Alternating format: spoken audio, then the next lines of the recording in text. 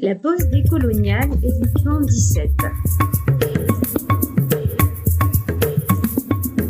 La pause décoloniale, c'est l'émission qui laisse micro ouvert aux femmes de Kanaki, Nouvelle-Calédonie, aux femmes du Pacifique, aux femmes d'ailleurs, qui formulent et reformulent la société en contexte de décolonisation. Cette émission, c'est une contribution des femmes aux réflexions sur l'avenir du pays Kanaki, Nouvelle-Calédonie.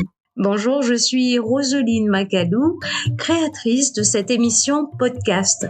Aujourd'hui, j'ai l'honneur d'introduire ce 17e épisode qui porte sur le militantisme anti-nucléaire à Maui Nui, en Polynésie française. Anaïs Douong-Pedika nous emmène à la rencontre d'Inamoeura Cross, chef d'entreprise, juriste, militante pour la réparation du fait nucléaire et pour la reconnaissance identitaire du peuple Maui. Inamoeura porte la voix des nombreuses victimes des 193 essais nucléaires réalisés par la France entre 1966 et 1996 à Maui Nui. Inamoeura Cross, atteinte d'une leucémie radio-induite diagnostiquée à l'âge de 25 ans, est elle-même victime de ces essais nucléaires. Découvrez le portrait de cette militante Maui qui dénonce et lève le voile sur l'ignorance entretenue par l'État français sur le fait nucléaire et ses conséquences sur le peuple de Maui Nui, un héritage sans fin.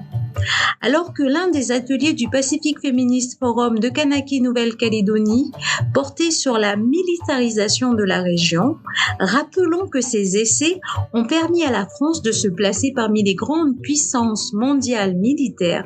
Mais à quel prix pour le peuple Maui? À quel prix pour les peuples du Pacifique? Dans cette interview, Inamoeura Cross nous parle aussi des sujets tels que la mentalité coloniale qui perdure et prospère, du non-respect du peuple Maui, des enjeux politiques et du combat du parti indépendantiste Tavini Wiraatira.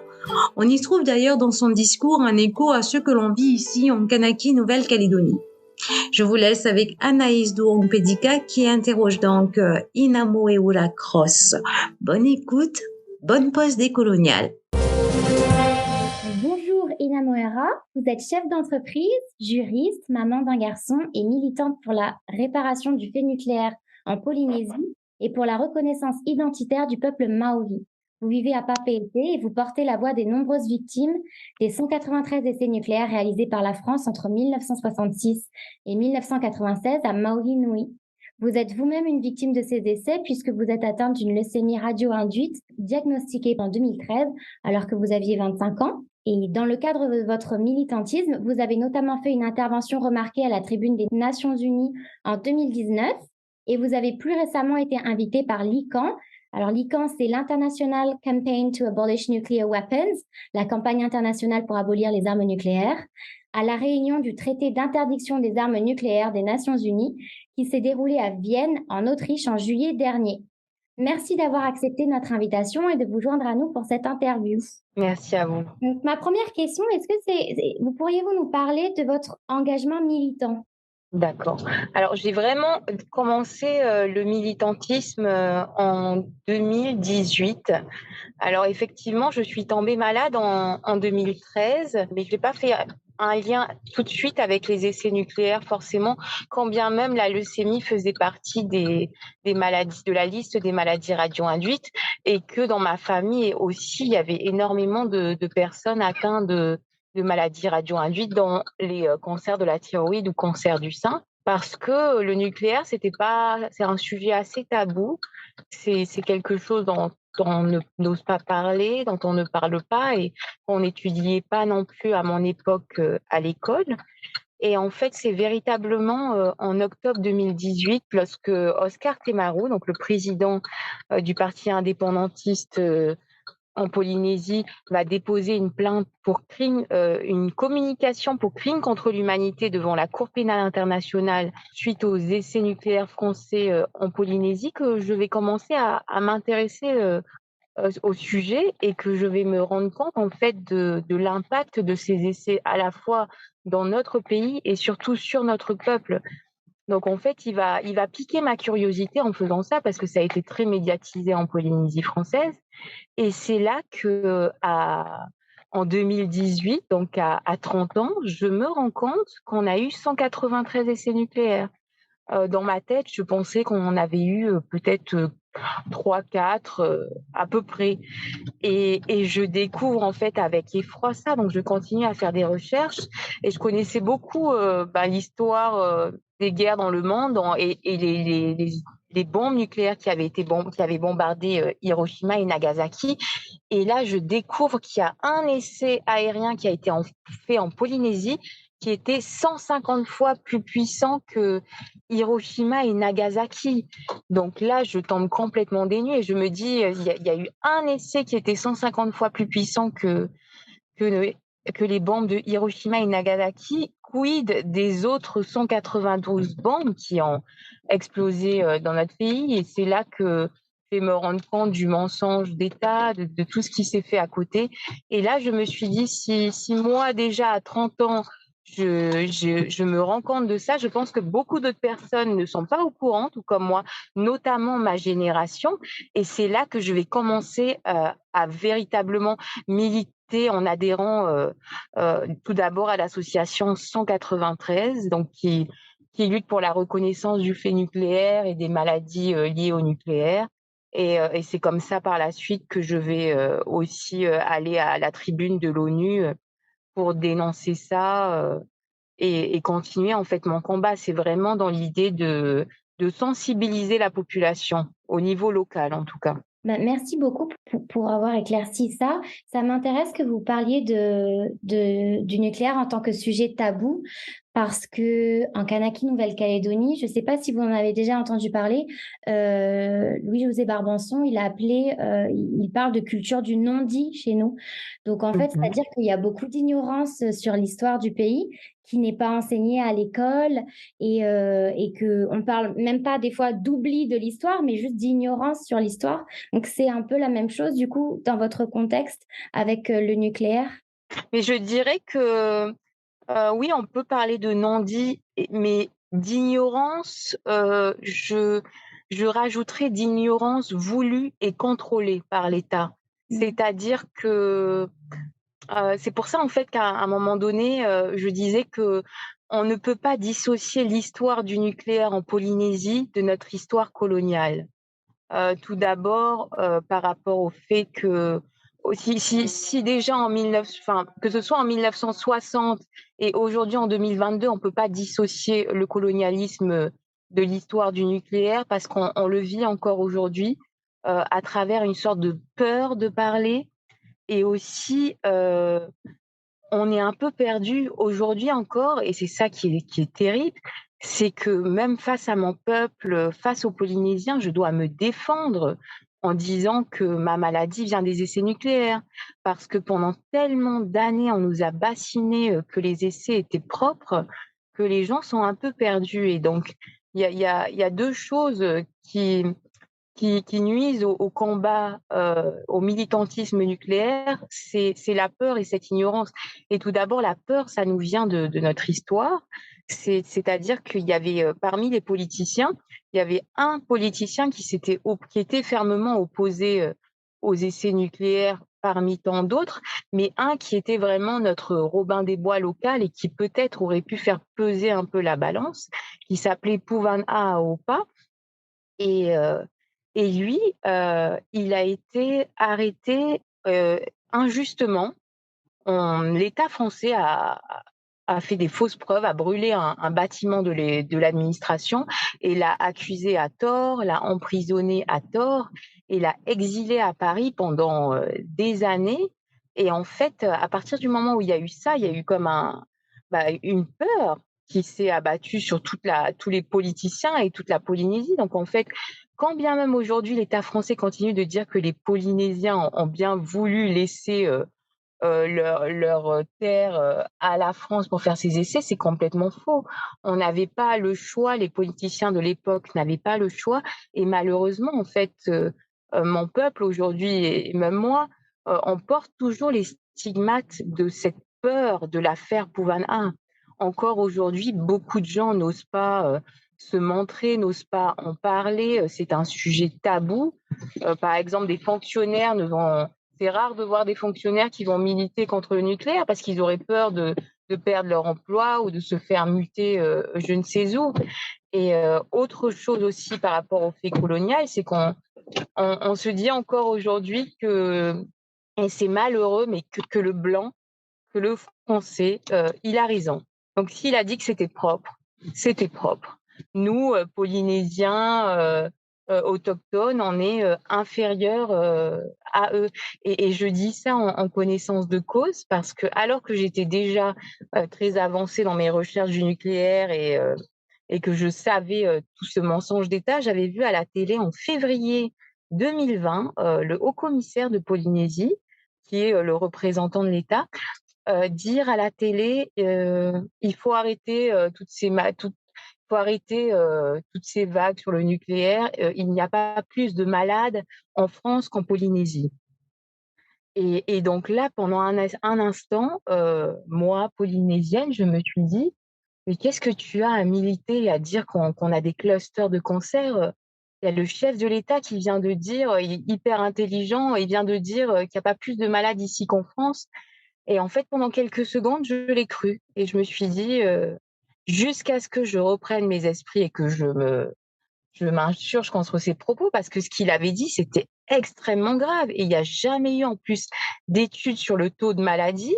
Donc, il était en train de sciemment mentir. Mais en tant que Polynésienne, en tant que colonisée, en tant que colonie, je me suis dit au début, c'est un blanc, il a dit ça, donc c'est vrai. Et je suis pas la seule. En plus, j'ai fait des études, donc c'est fou qu'il ait eu cet impact en fait sur moi. Et c'est pour ça que j'en ai profité en juillet lorsque j'ai pu faire un discours pour lui, excusez-moi du terme, pour lui rentrer dedans. Et j'ai parlé à Place Tarareuil, un endroit qui était juste à côté de son domicile, et je lui ai dit je savais que vous avez fait des études de droit, je ne savais pas que vous aviez fait des études de médecine pour pouvoir dire ça, monsieur le haut-commissaire. Et j'avais fait ce discours dans l'idée de mon public, c'était tous les autres Polynésiens, et leur dire il faut arrêter de nous laisser faire parce qu'ils sont blancs, parce qu'ils ont dit que c'était des essais propres, et dire aux gens attention, prudence face à la propagande étatique. Sauf que là, moi, je me bats contre une propagande qui dure depuis des décennies. Ça fait maintenant plus de 50 ans parce qu'elle a commencé déjà dans les années 60. Et j'ai envie de vous dire que, à la limite, pour les gens, peut-être la génération 90, ça va être peut-être plus facile d'arriver à les convaincre, mais pour des gens qui ont aujourd'hui la soixantaine, c'est très compliqué parce que pendant des années, on les a bassinés sur les bienfaits de ceci, les bienfaits de cela, et encore aujourd'hui, on a même des politiciens, dans la sénatrice aujourd'hui autonomiste, Lana Tetuanui, qui va dire devant à l'Assemblée nationale, si mon peuple est malade, c'est parce que ils sont obèses, alcooliques et qui fument trop de cigarettes. Et là, j'aimerais lui dire, je vous invite à aller voir les milliers d'enfants polynésiens atteints de leucémie à Paris, dans les hôpitaux parisiens qui inondent les services pédiatriques. Alors dites-moi maintenant si c'est parce qu'ils sont alcooliques, si c'est parce qu'ils fument trop de cigarettes et qu'ils ont mal mangé. Donc, c'est un combat aujourd'hui qui m'anime et qui m'habite parce que je veux vraiment sensibiliser les consciences polynésiennes, et aussi j'aime bien parler de rééduquer en fait, parce qu'on n'a pas eu l'éducation qu'on aurait dû avoir. On a eu une éducation de colonie formatée pour entrer dans le moule, où on doit remercier l'État français de tout en fait. Sauf que oui, effectivement, on a eu un boom économique, on a des routes, on a des voitures, mais à quel prix? Au prix d'une population malade, et j'irais même jusqu'à dire empoisonnée, et empoisonnée sur des générations et des générations. On ne sait même pas quand est-ce que ça va s'arrêter. Et c'est ça qui est terrible, c'est même pas quantifiable en fait. Voilà. Merci de votre réponse. Et du coup, ça me fait penser, quand vous parlez de rééducation, c'est peut-être même, enfin, je pense à ça par rapport à ce que vous disiez par rapport à la propagande étatique française. Du coup, avant d'éduquer, il faut même déséduquer. Donc, il faut déjà enlever toute la couche de propagande étatique pour pouvoir éduquer par-dessus. Et j'allais vous demander par rapport à ce que vous disiez, par rapport à la peur qui est justifiée, hein.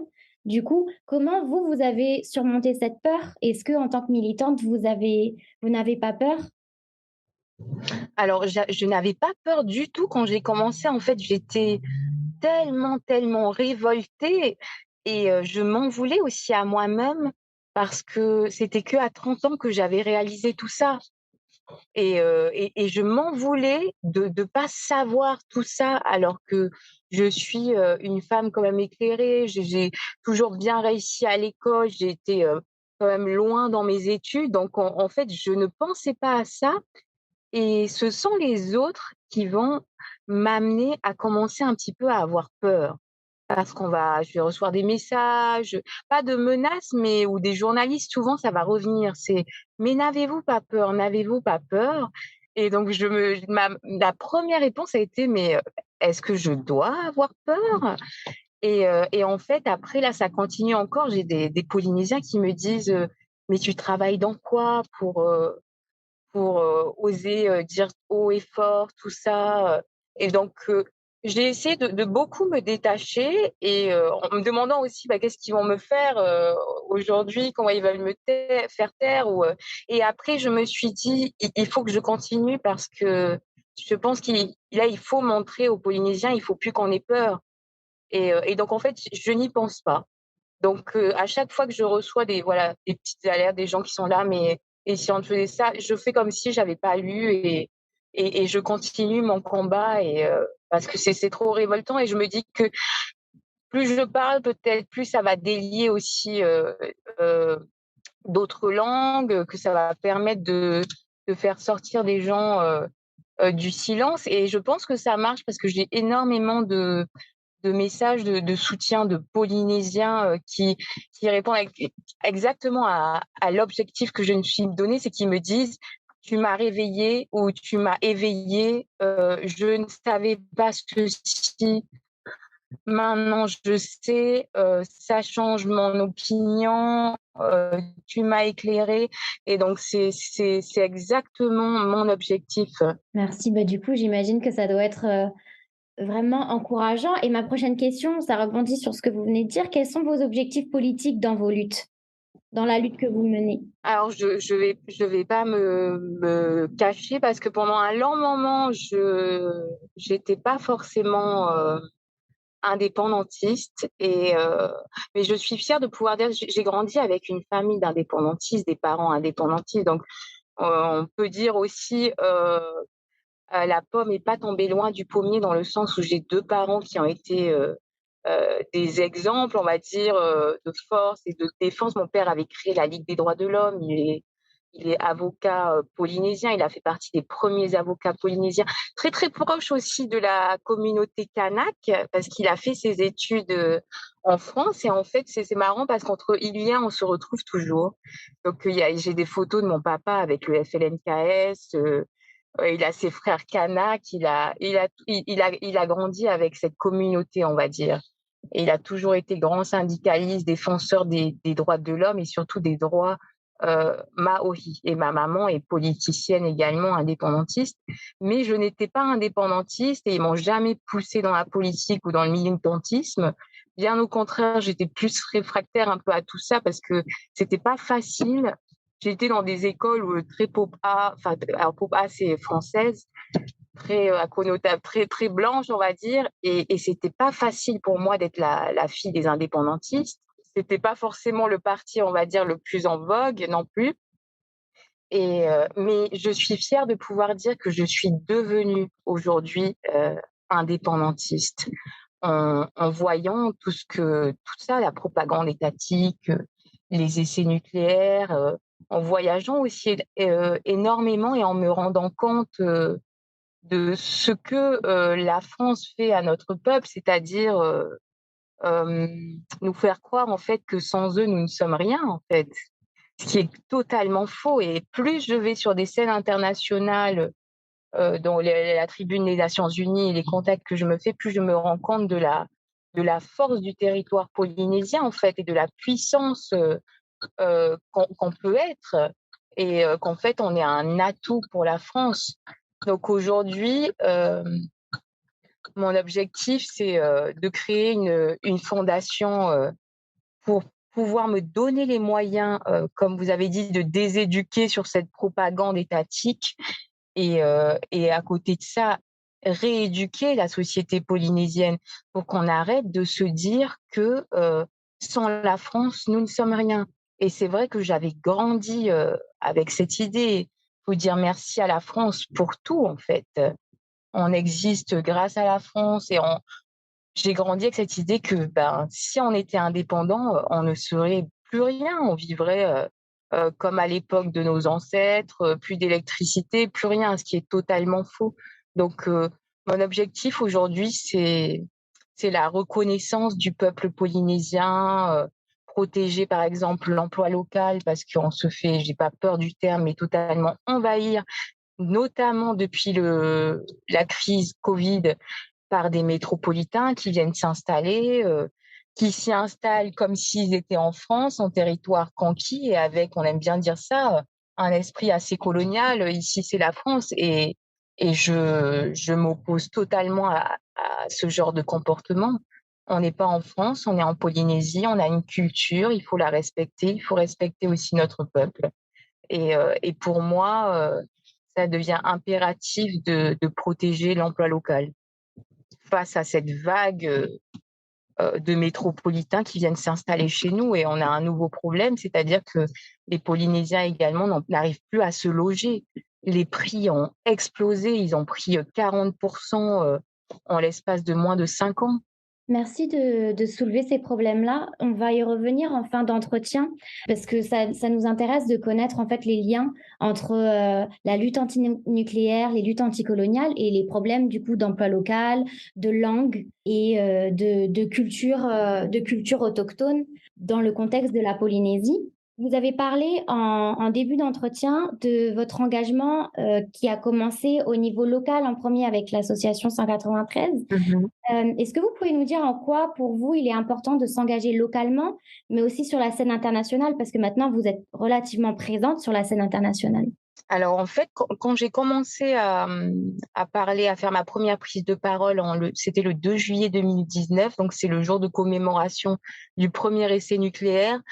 Tout de suite, je me suis dit, j'ai envie d'aller en parler à l'international. Parce que je me suis dit, bon, bah, déjà au niveau local, je me suis rendu compte que bah, très peu de gens aussi savaient l'ampleur des dégâts des essais nucléaires, ou juste même le nombre. Très peu savaient qu'il y avait eu 193 essais. Alors je me suis dit, au niveau international, ça doit être pire. Et aussi, je voulais en fait commencer. On parlait à l'international pour montrer à la France, peut-être qu'à Tahiti, il n'y a pas beaucoup de mouvements antinucléaires, mais j'ai envie d'aller alerter à l'international. Et la scène des Nations Unies est parfaite, parce que là, on parle devant d'autres chefs d'État ou consuls ou ministres. Et c'est là où c'était primordial, en fait, c'est de mettre la France devant le fait accompli, quand bien même devant la 4e commission des Nations Unies, donc qui se réunit tous les mois d'octobre. La France se lève toujours lorsque les Polynésiens indépendantistes vont prendre la parole. Donc, bon, la politique de la chaise vide, c'est pas grave, mais moi, l'idée, c'est en fait d'interpeller les autres États aussi, et de dire voilà ce que la France a fait. Et aujourd'hui, la France ne répond toujours pas à ses obligations d'assistance, de suivi au niveau médical ou environnemental. Et c'était le but également à Vienne, parce au traité de non-prolifération des armes nucléaires, la France n'était pas présente, elle n'est pas signataire, elle ne veut pas être présente. Donc j'ai été invitée par ICANN France. Et moi, l'idée, en fait, là-bas, c'était pas de m'adresser à la France, c'était de m'adresser aux autres chefs d'État. Et j'ai bien fait d'y aller avec la vice-présidente de l'association 193, Léna Normand, parce que nous étions les 2 seules Polynésiennes présentes. Et je me dis, si on n'avait pas été présentes, peut-être que les autres États se seraient dit, ah ben, les seuls qui sont absents sont les Polynésiens, donc ça veut dire que la France a rempli toutes ses obligations vis-à-vis d'eux. ce qui est totalement faux. Donc, pour moi, il faut continuer sur le plan local et c'est impératif de continuer sur le plan international. Et Vienne a été un grand pas parce que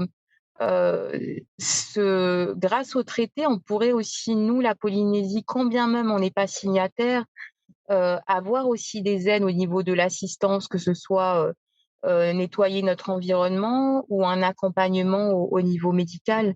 Parce qu'aujourd'hui, ce que je dénonce, en fait, c'est qu'on n'a pas une médecine à la hauteur du préjudice qu'on a subi, à la hauteur des conséquences. Et je vais juste vous raconter une anecdote.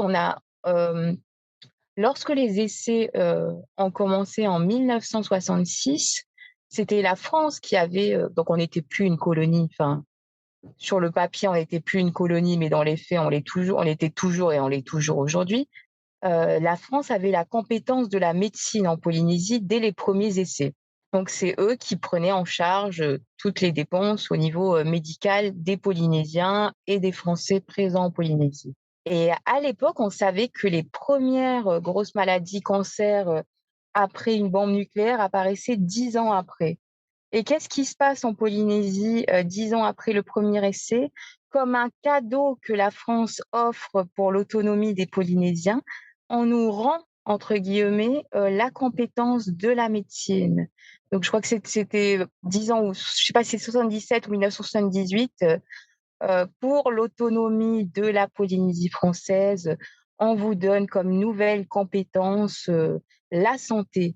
Et donc, nous voilà, depuis maintenant plus de 40 ans, à payer nous-mêmes nos dépenses de santé dans toutes les maladies radio-induites. Donc, nous avons une caisse de prévoyance sociale qui est complètement déficitaire en milliards, en fait, de francs CFP. Et c'est ce que j'ai dénoncé en 2019 et que je continue de dénoncer, c'est que on a eu un premier crime contre l'humanité avec ces 193 bombes nucléaires. Et je parle de crime contre l'humanité.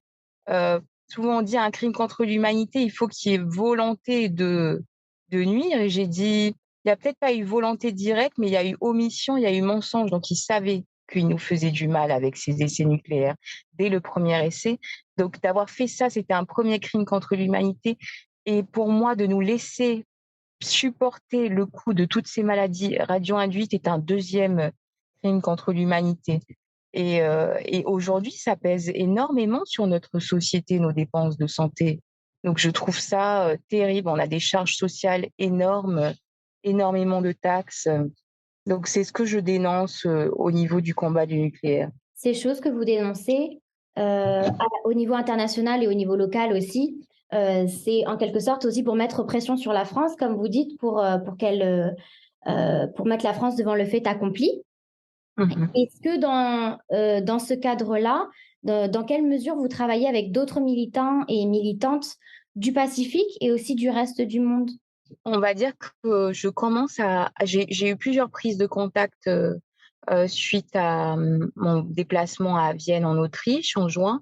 Donc c'est plus des échanges par mail, par Zoom ou par WhatsApp, d'informations, mais concrètement, il y a pas encore d'actions qui ont été, mises en place. Avec ICANN France, un peu plus, c'est-à-dire que, ils m'ont donné des documents pour, alerter, par exemple, les maires, les faire signer et adhérer au traité de non-prolifération des armes nucléaires.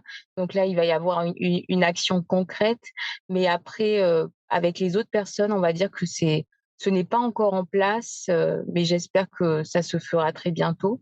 Et sur le plan local, on va dire que c'est plus au niveau des échanges, mais je pense que les choses vont évoluer parce que l'année prochaine, on a des élections, donc les élections territoriales. Et cette année, nous avons eu les élections des députés et le parti indépendantiste, donc dont je fais partie, avec qui je suis étroitement proche, a raflé les 3 sièges de députés à l'Assemblée nationale. Donc ça, c'est un grand pas pour nous, pour la Polynésie. Et donc, je souhaite une évolution l'année prochaine et qu'on gagne les élections territoriales. Parce que là, on aura toute la légitimité, on va dire, de continuer à nous opposer à l'État, ce qui n'était pas le cas forcément les années précédentes, parce qu'on n'avait pas on n'était pas suivi au niveau électorat et je trouve ça super et encourageant parce que ça montre qu'il y a une prise de conscience au niveau des Polynésiens. C'est pour ça, au début, mon militantisme était beaucoup sur le nucléaire, mais j'avais vu aussi que la manière dont je parlais ou les vidéos que je pouvais faire, ça sensibilisait énormément les gens et c'est comme ça que j'ai commencé aussi à parler d'autres sujets dans l'emploi local ou cet envahissement de métropolitains et j'avais commencé à en parler cette année, par rapport aux élections, législatives parce que je voulais que les gens, se rendent compte qu'au-delà de s'éveiller, d'avoir une prise de conscience, ce qui est impératif, c'est d'aller voter. Donc c'est comme ça que j'ai pas commencé à parler, sur d'autres sujets comme l'emploi et j'invitais tout le monde, à aller voter aux législatives, déjà dans un premier temps et au deuxième tour, j'ai déjà dans un premier temps, je voulais pas forcément montrer l'étiquette, indépendantiste parce que beaucoup de gens sont fermés, à ça aussi en Polynésie, parce qu'ils ont ces a priori de: «Sans la France, nous ne sommes rien». Donc au début, j'essayais juste d'éveiller et de montrer que le parti autonomiste n'était pas forcément le meilleur parti et que pour moi, ce sont des pantins de l'État. Ils sont en Polynésie pour servir les intérêts de la France et non les intérêts de notre peuple, de Maohinui et donc avec les premières vidéos, j'ai senti que les gens, se rendaient compte de beaucoup de choses et après quand j'ai vu que les 3 députés passaient pour le second tour, 3 députés indépendantistes, là je me suis totalement affichée et je pense que ça a été, une bonne manière de communiquer parce que j'ai ouvert petit à petit les gens vers une idée d'indépendance et l'idée aussi que on sera pas à rien après que le parti indépendantiste, va travailler pour faire en sorte qu'on continue à vivre comme on vit aujourd'hui et je suis vraiment, vraiment très, contente qu'on ait 3 députés indépendantistes et je nous souhaite d'avoir un gouvernement, indépendantiste, l'année prochaine qui, contrairement au gouvernement que nous avons actuellement, va servir les intérêts de notre peuple. Merci pour votre réponse. C'est marrant parce qu'avec la pause décoloniale, nous, on vous a connus, par ces vidéos-là, en fait. Pas nécessairement par votre militantisme, antinucléaire, mais par ces vidéos-là et c'est ensuite, après, du coup, qu'on a découvert, Mmh. votre militantisme antinucléaire et du coup, c'est quand même très important parce que j'imagine que quelque chose qu'on a en commun aussi, c'est qu'il y a beaucoup de gens qui ont peur de l'indépendance parce qu'ils savent pas ce qui vient après. Nous, il y a une militante au pays qui s'appelle Florinda Nirikani qui a été interviewée dans notre premier épisode de la pause décoloniale. Et ça, c'est quelque chose, elle a dit, les gens, ils ont peur parce qu'on ne sait pas ce qui vient après. Et j'imagine que vous, en fait, vous, dans ces vidéos-là, vous rendez le combat indépendantiste acceptable et vous le rendez... ça fait moins peur du coup. Comme ça, les gens peuvent se familiariser avec ça. Et Complètement. voilà, et j'imagine qu'aussi, alors je sais pas trop le contexte, chez vous, mais aussi, les gens sont un peu fatigués de la classe politique et comprennent pas forcément tout ce qui se passe au niveau des enjeux politiques. Donc de faire ces Mmh. vidéos-là, ça permet aux gens de comprendre à leur niveau, en fait, en quoi ces choses-là les impactent. Oui, oui, c'était totalement ça. Mais après, c'est vrai que le parti indépendantiste a gagné les 3 sièges, mais il faut pas non plus prendre cette victoire pour acquis parce qu'on a aussi actuellement un gouvernement, mais je pense qu'il y a pas eu pire gouvernement dans toute la gouvernance de la Polynésie française. Donc il y a eu tout de même vote sanction. Oui, il y a eu des prises de conscience dont et mes vidéos ont beaucoup aidé, mais je pense qu'il y avait aussi un ras-le-bol et donc là, l'idée, c'est, d'arriver à faire intégrer, l'indépendance aux gens, à ce qu'ils n'aient plus peur parce que ça, par contre, voilà, c'est très compliqué. On a des décennies de propagande, étatique avec, cette idée que l'indépendance, on court à la catastrophe et là, vraiment, pour moi, c'est une idée qui est intégrée, dans tous les Polynésiens, qui a été, intégrée aussi à l'école. C'est comme si demain, je dois vous dire: «Écoute, la terre est plate». Non, elle est pas ronde alors que mais je te jure, j'ai appris toute ma vie qu'elle était non, elle est plate. Donc c'est ça qui est assez, compliqué donc mais je vais continuer, à expliquer, aux gens et je vais continuer à faire ces vidéos, en tout cas, jusqu'aux élections, territoriales. pour éveiller les consciences et leur dire aussi alors il y a beaucoup qui se plaignent, notamment depuis, Facebook, ça y va et j'étais là à aller jusqu'au bout des choses, en fait. Il faut aller voter. Mais bien sûr que, comme en France, en Polynésie, il y a une sorte de ras-le-bol de la classe politique et il faut vraiment convaincre les gens que les choses peuvent changer en allant voter. Oui, merci. Et je voulais aussi vous demander, encore une fois, pour faire le lien entre le mouvement indépendantiste et le mouvement antinucléaire, parce qu'il y a il y a des mouvements antinucléaires, mais qui sont pas forcément au fait de la décolonisation ou qui sont pas forcément anticoloniaux. Donc, je voulais vous demander quelles sont les limites d'un mouvement antinucléaire qui est aveugle par rapport à la situation coloniale et aux besoins de décolonisation.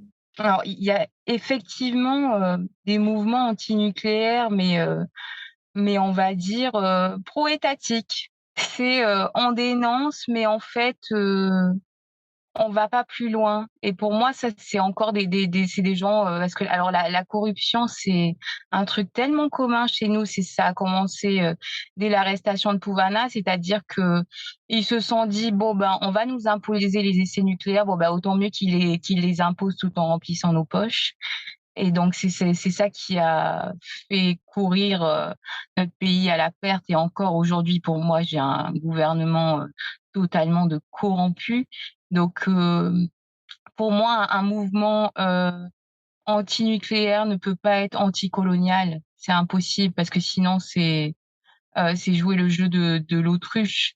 Parce que, aujourd'hui encore, l'État ne reconnaît pas totalement, le fait nucléaire, ne reconnaît pas toutes les maladies, ne reconnaît pas la transgénérationnalité, des maladies et pour moi, le premier parti politique à avoir commencé, à avoir toujours dénoncé le fait nucléaire, c'est le parti indépendantiste. C'est le Tavini Huiraatira avec, Oscar Temaru et depuis quelques années, on voit certains partis autonomistes en parler, comme si c'était, en vogue. Ah finalement, bah, même le président que nous avons actuellement, Édouard Fritsch, avait avoué en 2018, «Oui, nous avons menti, avec Gaston Floss sur le fait que les essais étaient propres. Quand on voit une bombe exploser, on sait très bien que ça peut faire du mal».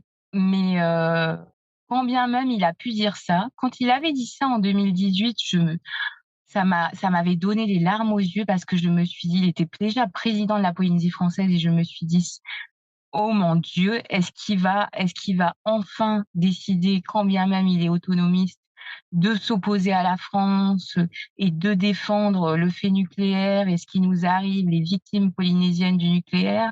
Et puis finalement, il va retourner sa veste avec la sénatrice Lana Tetuanui en étant d'accord avec ses propos, en minimisant les choses et là, ça va être le coup de grâce quand je crois que c'était en juillet 2021, il va dire à la télé, «Il faut tourner la page sur le fait nucléaire, il faut avancer» et je pense c'est pour ça que j'ai fait énormément de vidéos aussi. À un moment, on m'a dit: «Mais qu'est-ce qui t'a fait monsieur Édouard Fritsch pour que tu sois aussi, vindicatif vis-à-vis de lui?» Et à un moment, je me suis rendu compte, je pense que c'est à ce moment-là. C'est quand il a dit ça parce que c'était une période par rapport à ma maladie qui était très difficile. C'est-à-dire que, je commençais à avoir du mal à supporter le traitement, ça me fatiguait énormément aussi, dans mon travail ou en tant que maman et quand il a dit: «Il faut tourner la page sur le nucléaire et il faut avancer» et j'étais avec mon médicament et je me suis dit, ah là, au début, j'étais mais énervée, j'avais envie de casser la télé, je me suis dit: «Comment tu peux dire aux Polynésiens, parce que c'était aux Polynésiens qui s'adressaient, il faut tourner la page sur le nucléaire». J'étais là, mais et j'avais un livre, donc j'étais avec mon fils et je prends le livre et je tourne la page et je dis à mon fils: «Regarde, je suis en train de tourner la page. Est-ce que là, ça veut dire que maman n'est plus malade?» Et donc au final, on en a ri. J'étais là parce que et je me suis dit: «Mais je peux tourner toutes les pages que tu veux, ma maladie, elle est toujours là et pour le moment, elle est incurable. Donc comment tu veux que je tourne la page?» Et je me suis dit: «Mais comment le président de la Polynésie française ose dire aux Polynésiens de tourner la page sur le fait nucléaire et d'avancer?» Je pensais à tous les malades, tous les gens qui sont morts, tous les gens qui souffrent dans la chair, dans leur sang, parce que la grandeur de la France, moi, je la porte dans ma chair et dans mon sang au travers d'une leucémie que j'ai depuis maintenant 9 ans et comme beaucoup d'autres Polynésiens malades. Et c'est là où oui, finalement, ils avaient raison. Je suis vindicative vis-à-vis de Édouard Fritz, je pense, depuis ce moment-là. Et c'est ce qui m'anime. Et je me dis, je suis à la fois en colère et en même temps, je trouve ça tellement triste. Je me dis, mais comment on a pu t'acheter pour que tu renies autant ton peuple? Parce que là, on parle d'une population malade. Comment peux-tu aller dans le sens de l'État français jusqu'à renier ton propre peuple et le laisser en souffrance, en fait? C'est grave. Et c'est pour ça que je me suis, on va dire, que je prends peut-être, on va dire, du galon, que j'ai encore plus envie de m'exprimer. C'est quand je vois des choses comme ça me révolte. Oui, j'imagine que quelque chose aussi qu'on a en commun, c'est que c'est ce discours en fait, anti-indépendantiste souvent de: «Il faut tourner la page, il faut passer à autre chose», Mmh. heu, alors qu'on n'a même pas encore regardé en face le colonialisme, les essais nucléaires et leurs Exactement, effets. Donc déjà cette page-là, elle a pas été on n'est pas arrivé à cette page-là. exactement. On n'est Et même pas au fait de notre histoire qu'on veut qu'on écrive une nouvelle histoire, voilà. voilà, c'est ça. Mmh. On veut vivre, on veut se projeter dans le futur alors qu'on n'est même pas encore dans le Ouais. présent et encore même pas dans le passé, je dirais même, Mmh. vu qu'on n'est Et pas en fait, je d'accord sur dirais notre qu'avec mmh, avec le nucléaire, c'est impossible de tourner la page parce que les stigmates du nucléaire, on les ressent encore au travers sur le plan sanitaire. Donc si ça s'était arrêté en 1996, il y a pas de souci, mais c'est pas le cas. Aujourd'hui encore et surtout notamment vis-à-vis des enfants, en fait. Et je suis maman et tellement reconnaissante d'avoir mon fils, il avait 1 an et demi quand on a appris ma maladie et ensuite on m'a dit que je ne pourrais plus avoir d'enfant. Donc j'étais vraiment reconnaissante parce que c'est lui aussi qui me donne cette force dans mon combat parce que ce que je fais là, c'est pas pour faire changer tant les choses en 2022, c'est pour l'avenir de nos enfants en Polynésie. Donc c'est lui aussi mon objectif, c'est mon fils et comment il va vivre, dans quelles conditions il va vivre sur nos terres. Et c'est pour ça que, pour moi, il faut commencer à éveiller maintenant parce que c'est eux qui vont continuer demain et malheureusement aujourd'hui, on a encore beaucoup d'enfants qui sont malades donc quand bien même la France, rejette la transgénérationnalité des maladies radio-induites, on constate que ce n'est pas le cas. Et ce qui est terrible pour moi, être devenue maman, c'est ce qui a fait de moi ce que je suis aujourd'hui, c'est ce qui a fait de moi une femme. Et de savoir que certains Polynésiens décident de ne pas avoir d'enfants, de peur de transmettre cette maladie, ça me fend le cœur. Et en même temps, je comprends parce qu'ils vont vivre avec, cette peur de transmettre, de transmettre cette maladie, mais je me dis: c'est terrible ce que vous avez fait à notre population, en fait. Je saurais même pas comment décrire. Mais c'est criminel, c'est inhumain, mais j'ai vraiment mal au cœur pour ces jeunes couples polynésiens qui, de peur d'avoir des enfants malades, décident: «Ben, non, on n'aura pas d'enfants. On n'aura pas d'enfants, on va pas continuer, perpétrer ces» parce que c'est pas que des maladies radio-induites, c'est beaucoup aussi de handicaps, de malformations, de retards mentaux, j'ai la chance moi d'avoir un fils en bonne santé et j'en suis très reconnaissante, mais c'est pas le cas pour tous les Polynésiens. Parce que c'est ça notre vie, des générations d'handicapés, de malades mentaux, c'est pas ce que je nous souhaite. oui, effectivement, j'avais pas pensé à ce fait que des couples refusent, d'avoir des enfants, à cause de cette peur-là. C'est vraiment Je l'ai appris pendant que je m'informais, quand j'ai commencé à militer. C'est là qu'on m'a dit ça parce qu'ils avaient, dans leur famille plusieurs, cas comme ça, en fait. mmh, Donc c'est là où on prend conscience de la dimension, en fait, du mmh. fait nucléaire aujourd'hui et de la dimension un peu, on va dire, criminelle. Je saurais même pas comment justifier. Comment on peut c'est avoir condamné une population, en fait. C'est pour ça que je parle souvent de poison. J'ai le sentiment d'avoir du poison dans les veines et que j'aime dire, la grandeur de la France, elle est dans notre chair, elle est dans notre sang, elle est dans nos gènes. Et quand est-ce que ça va s'arrêter, en fait? Quand est-ce que nos générations vont arrêter d'être malades? Oui, finalement, c'est quelque chose qui empêche la vie. Exactement. Et vous parliez aussi du fait que d'être mère, c'est aussi ce qui vous fait continuer parce que du coup, vous faites ça pour les enfants. Et je vais revenir sur certaines choses que vous avez dit en début d'interview. Vous vous positionnez politiquement sur d'autres sujets. Vous avez parlé de la protection de l'emploi local, mais à d'autres moments, dans d'autres interviews, vous avez parlé de l'apprentissage et de la reconnaissance de la langue maori. Nous allons écouter un clip audio d'un entretien récent que vous avez fait avec Radio Tefana, qui, je pense, va résonner avec beaucoup de nos auditrices et de nos auditeurs, tant la situation que vous décrivez est similaire à celle que l'on retrouve en Kanaki, Nouvelle-Calédonie. J'aimerais leur dire de ne plus se dévaloriser aussi par rapport au POPA, de se réveiller, de continuer aussi à s'instruire parce que trop longtemps on a été sous la coupe colonialiste et on a aussi un petit peu ce syndrome du colonisé où on se sent inférieur aux Blancs. Donc moi je m'instruis beaucoup aussi pour pouvoir montrer que on n'est pas bête, qu'on n'est plus ceux qui avaient pu se laisser faire il y a des décennies. Donc réveillez-vous, il faut s'instruire, il faut s'investir pour notre pays et avoir confiance en notre population. Il faut écarter tous ces a priori qu'on a un peu sur les Polynésiens. Ils sont roupés, ils veulent pas travailler, ceci et cela. Et d'autant plus aujourd'hui parce que je pense que je ne suis pas la seule à avoir remarqué je vais utiliser le mot qu'on se fait envahir. Et je suis choquée de voir le nombre. C'est des centaines qui arrivent par mois et qui ont déjà trouvé un travail ou qui en une semaine trouvent un travail. Et je veux dénoncer ça parce qu'en fait, c'est toute une communauté d'expatriés métropolitains qui sont arrivés cette année ou juste l'année dernière et qui s'entraident et qui se donnent des idées pour trouver des boulots, pour monter des sociétés. En plus, on va pas se cacher, le POPA a beaucoup plus de facilité dans l'administration, donc ils se montent des dossiers, ils arrivent à se trouver des aides, récupérer des terres domaniales. Enfin, il faut que le Tahitien se réveille et observe ce qui est en train de se passer. Ils sont en train de prendre nos emplois. J'aimerais dire voler, mais je peux pas le dire parce qu'ils ont le droit de faire ça, mais ils sont en train de prendre nos emplois. Ils sont en train de faire des paniers, ils sont en train de faire des produits locaux. Et là, au marché du terroir, on a du fromage. Ce n'est pas un Polynésien qui fait ce fromage. Et je vous avoue, là, avec mon mari, on est en train de faire nos courses, mais on va pas dans n'importe quel stand. Parce que si on doit donner notre argent, on va donner notre argent à une famille polynésienne. Je vais chercher ma citronnade avec des Polynésiens. Alors qu'à côté, il y a des métropolitains qui font de la citronnade. Et je pense que ça va comme ça. Il faut qu'on réfléchisse maintenant.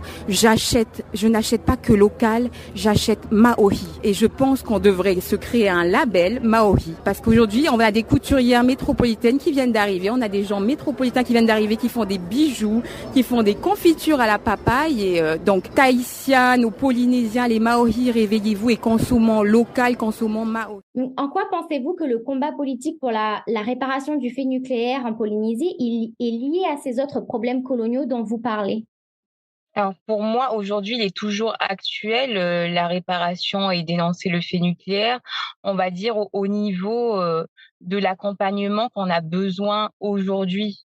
Le fait est que j'ai vraiment le sentiment que l'État nous abandonne avec toutes nos maladies radio-induites, avec Moroa et Fangataufa Uho qui sont totalement empoisonnés.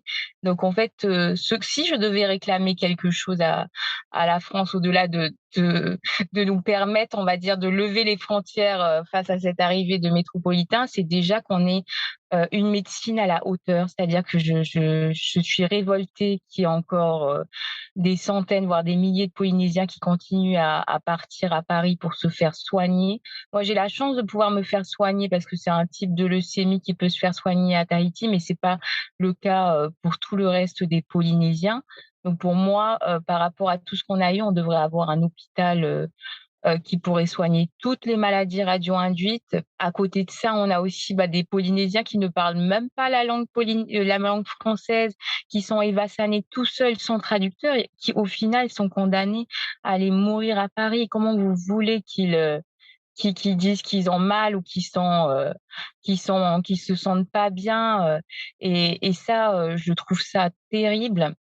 Et à côté de ça, que la France reconnaisse toutes ces maladies et nous rembourse en fait tout le coût et provisionne je sais pas combien de milliards pour le coût des maladies à l'avenir. Et je sais que grâce au nucléaire, la France est aujourd'hui une puissance mondiale et se fait énormément d'argent, en milliers de milliards d'euros par an.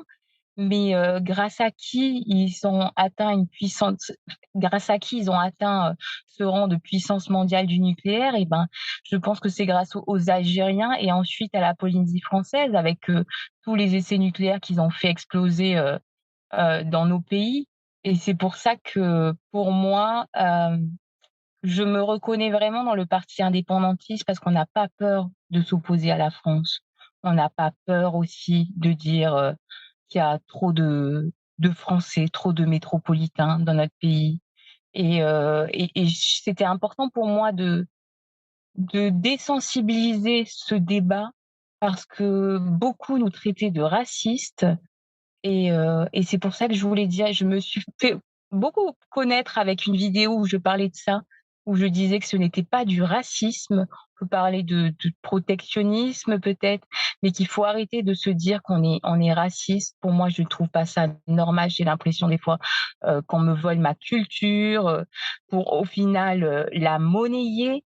Et ces métropolitains, je les mets pas tous dans le même panier non plus, mais la plupart, ils sont ici en Polynésie pour s'enrichir sur notre dos, parce que nous aussi, on est une population, on est gentils. On est gentils, on est accueillants. Bah, il suffit de regarder un peu notre histoire du nucléaire. Ils venaient nous bombarder et nous, on les couronnait. Après chaque tir, on les couronnait et on dansait pour eux alors qu'ils étaient en train de nous empoisonner. Et après, il fallait dire merci et chanter la Marseillaise. Pour moi, beaucoup de ceux qui viennent de métropole continuent à avoir cette mentalité colonialiste vis-à-vis des gentils Tahitiens. Ils vont commencer, ils apprennent nos recettes et ils les monnaient. La dernière fois, je suis allée faire imprimer mes cartes de visite. Et là, j'entends, parce que ça se voit quand ils viennent juste d'arriver en Polynésie, ça se voit déjà physiquement, ça se voit avec l'accent, la manière dont ils sont habillés. Et j'entends le monsieur dire ouais, je mets un tiare, un tiki sur notre carte, ça fait plus local. Et ce genre de comportement, moi, ça m'exaspère sans être raciste. Ils veulent s'intégrer quand ils le veulent bien pour mieux, en fait, au final, nous soudoyer ou nous avoir ou avoir des informations, mais au final, on est toujours un peu dans une relation de colonie colonisée et ils s'entraident beaucoup et c'est pour ça aussi que je voulais alerter mon peuple, notre peuple polynésien, c'est qu'on s'est beaucoup jalousé entre Polynésiens, on s'est mis des bâtons dans les roues alors qu'à côté, eux, ils sont comme une mafia à s'entraider. C'est pour ça aussi qu'ils sont de plus en plus à arriver. Ça devient l'endroit, l'Eldorado, la Polynésie, là où ils peuvent se faire de l'argent. Et nous, on est à part. Et malheureusement, aujourd'hui, on a un gouvernement qui est là pour les aider puisqu'il sert l'intérêt de l'État. Et nous, là, on est spectateurs de tout ça. Et c'est pour ça que pour moi, l'objectif, c'est que le parti gagne les élections territoriales l'année prochaine pour qu'on arrête tout ça. Oui, c'est ce que vous disiez aussi tout à l'heure, le combat, il n'est pas terminé. C'est pas parce qu'il y a les 3 députés que c'est fini. Oui, Mmh. le plus gros combat arrive. Et enfin, mais j'arrive à mes dernières questions. Est-ce que vous pourriez nous parler de votre expérience en tant que femme militante? Mmh. Est-ce que vous avez rencontré des obstacles et de votre expérience, est-ce que les femmes jouent un rôle important dans les mouvements anticoloniaux et antinucléaires à Maui Nui? Alors, au début, je me suis pas rendu compte de mon statut de femme. Quand j'ai commencé vraiment à militer et on va dire que quand j'ai commencé à me faire connaître, je m'en suis rendu compte. Je n'ai jamais été féministe. D'ailleurs, je trouvais ça, par exemple, ridicule qu'on ait une journée de la femme. Je ne comprenais pas les féministes parce que j'avais le sentiment que c'était mettre en avant le fait qu'on est inférieur ou des choses comme ça. J'étais assez fermée et en fait, quand je vais commencer à être dans des réunions où c'est là que je vais me rendre compte, en fait, de la position de la femme quand on va être face à des hommes et qu'on a l'impression qu'on n'a pas le droit de parler ou qu'on n'a rien à dire ou qu'il faut pas qu'on ait des idées et c'est là que, en fait, au final, je vais devenir féministe et je vais me rendre compte que ce que des hommes pourraient faire, je ne peux pas le faire ou inversement, enfin ou non pas inversement, mais hem que j'ai plus peut-être de preuves à donner, que je dois montrer que je ne suis pas que bonne à la cuisine et imposer aussi, en fait, mes idées. Et c'est ça qui n'a pas été facile parce que quand bien même on peut voir mes vidéos, une certaine forme de courage et de force, c'est ce que la vidéo laisse transparaître, mais c'est pas forcément, je suis pas quelqu'un dans la vraie vie qui rentre dedans. Je suis pas du tout une grande gueule. Moi, je suis très discrète, et c'est là que je vais me rendre compte qu'en fait, il faut que je le sois. Il faut que je sois, comme on dit, une femme avec des couilles. Et donc j'apprends à voir ça et je suis attristée quand même quand je vois qu'on me relègue, au titre de simple plante ou ornement. Ah ça me révolte, mais je suis pas encore de là à le dénoncer. On va dire que je suis spectatrice, mais je peux comprendre que je comprends mieux un peu les femmes qui veulent se mettre en avant et en fait, je suis contente aujourd'hui j'ai beaucoup de soutien de féminin et je suis contente de représenter un peu, cette forme de femme militante parce qu'en fait, j'ai beaucoup de gens dans mon combat qui m'ont inspirée, que ce soit des Polynésiens ou Aimé Césaire aussi ou d'autres, chercheurs et en fait, je me suis ren donc mon mari et moi, des tableaux, dans notre salon, un tableau sur les essais nucléaires, un tableau sur la fierté polynésienne et en dessous, j'ai tous ceux qui inspirent un peu, mes écrits, mes prises de parole. Donc ça va être Bruno Barillot qui a beaucoup fait avancer, le fait nucléaire en Polynésie. Il y a Aimé Césaire, il y a Puvan Aopa, il y a John Te Ariki, politicien polynésien, il y a Henri Giraud, philosophe, poète polynésien, penseur et en fait, je me suis rendu compte: «Mais tu n'as aucune femme».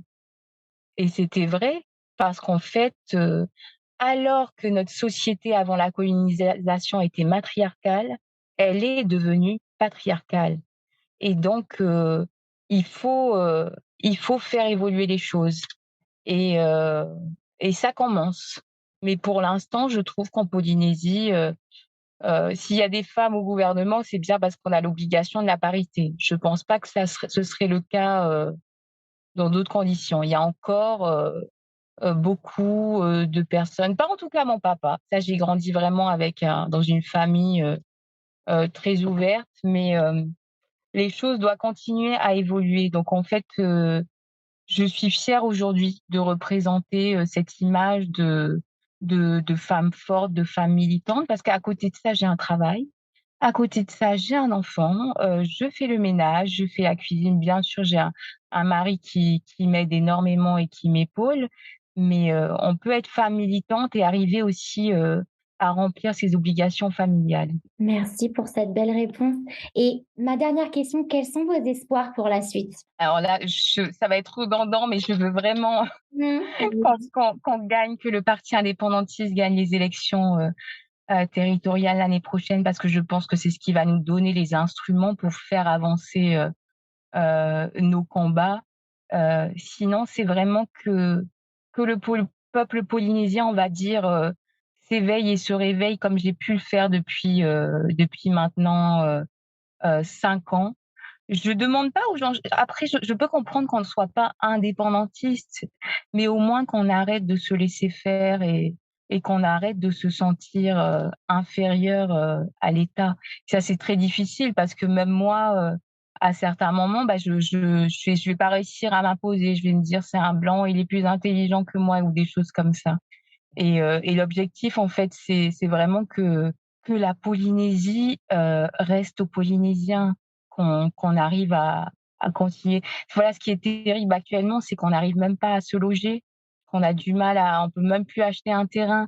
Donc en fait, le Polynésien perd de plus en plus, sa culture et sa manière de vivre et donc l'objectif, voilà, c'est retrouver, une Polynésie aux Polynésiens. Merci beaucoup. Bah, sur ces derniers mots, je voudrais vous remercier encore une fois d'avoir accepté de faire un entretien avec nous à la pause décoloniale.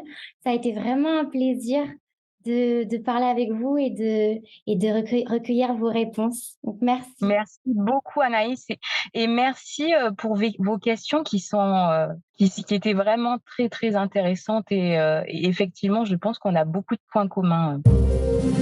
Voilà, c'était une interview d'Inamoeura Cross interrogée par Anaïs Douang-Pedika pour la pause décoloniale. Maururu Inamoeura et Oleti Anaïs pour cette discussion, cet échange qui honnêtement anime, voire ravive la mémoire collective sur l'un des drames humains à grande échelle, un crime contre l'humanité commis par la France, puissance coloniale, puissance militaire, qui sans scrupule a tout de même, et je le rappelle, fait 193 essais nucléaires à Maui Nui entre 1966 et 1996.